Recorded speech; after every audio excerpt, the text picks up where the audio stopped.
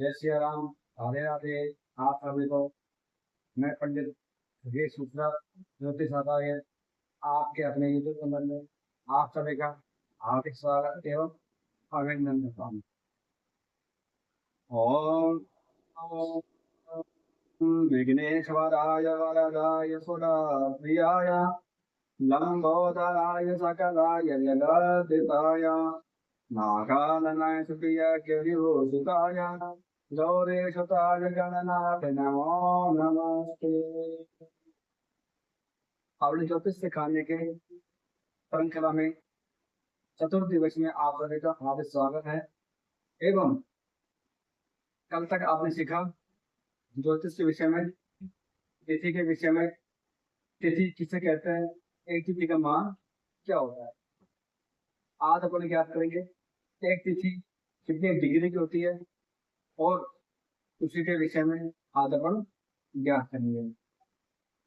तो इस प्रकार है अपना जो चल रहा है पंचांग के अंतर्गत प्रकरण होता है अपना तिथि का, वह बहुत बड़ा है एवं आपको विस्तार सहित बताया जा रहा है। नहीं तो मैं आपको शॉर्ट वीडियो बना देता तिथि के विषय में, लेकिन मैं आपको चाहता हूँ संपूर्ण ज्ञान प्राप्त हो आपको तिथि के विषय में।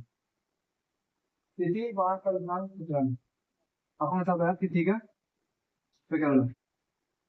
एक तिथि 12 अंश की होती है। एक जो तिथि है उसका जो मान है वह 12 अंश का होता है। एक तिथि का मान 12 अंश होता है। जब सूर्य और चंद्रमा का अंतर, जब सूर्य महाराज और चंद्र महाराज का अंतर 12 अंश का होता है तब एक तिथि बदलती है, उसे तिथि कहते हैं। यदि आपसे कुछ पूछे तिथि किसे कहते हैं तो आपको यही आंसर देना है, जब सूर्य और चंद्रमा का अंतर 12 अंश का होता है तब एक तिथि बदलती है, उसे तिथि कहते हैं।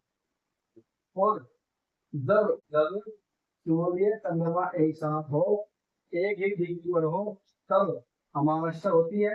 और जब चंद्रमा और सूर्य में 180 डिग्री आमने सामने होते हैं तब पूर्णिमा होती है।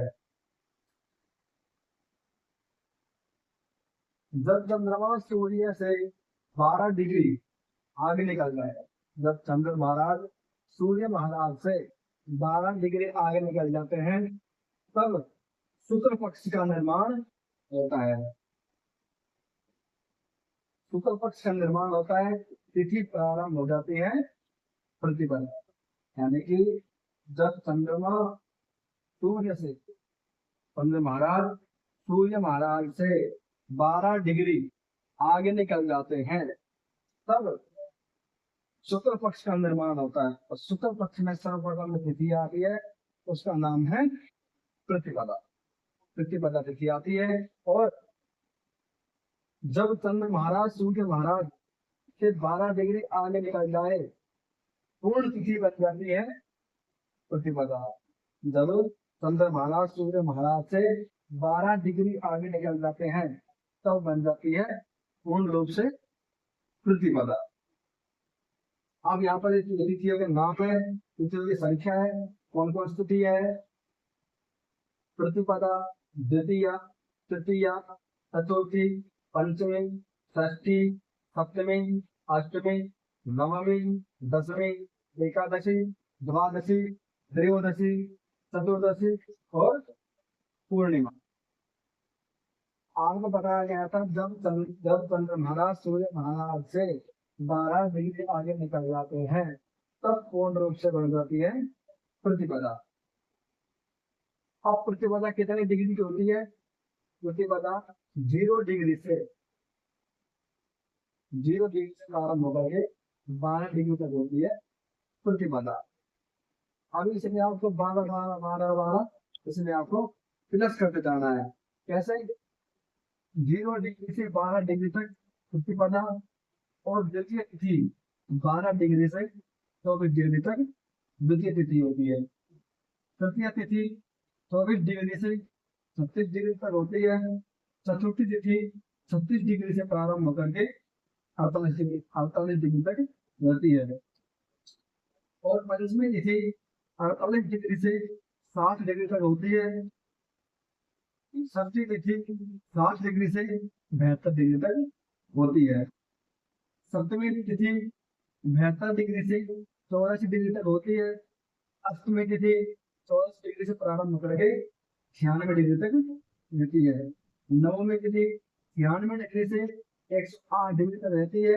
दसवीं तिथि 108 डिग्री से 120 डिग्री तक होती है। एकादशी तिथि 120 डिग्री से 132 डिग्री तक होती है। और द्वादशी तिथि 132 डिग्री से 145 तिथि 145 डिग्री से 156 डिग्री तक होती है। और चतुर्दशी तिथि 156 डिग्री से 168 डिग्री तक होती है। अब यहाँ बात समझने वाली बात यह है, जो पूर्णिमा तिथि है, जो पूर्णिमा तिथि है वह 168 डिग्री से ही लग गई। 168 डिग्री से ही प्रारंभ हो गई और पूर्णिमा तिथि 180 डिग्री तक होती है। आ दिया गया था। और अभी तक आपने सीखा शुक्ल पक्ष के विषय में। अब अपन बात करते हैं कृष्ण पक्ष के विषय में। तिथियां मुख्य हुई है चंद्र भगवान और सूर्य भगवान इस प्रकार है। जो कृष्ण पक्ष की पहली तिथि है प्रतिपदा, वो 180 डिग्री से प्रारंभ होकर के और 192 डिग्री तक होती है। कृष्ण पक्ष की द्वितीय तिथि 192 डिग्री से 204 डिग्री तक होती है। और तृतीय तिथि 204 डिग्री से 216 डिग्री तक होती है।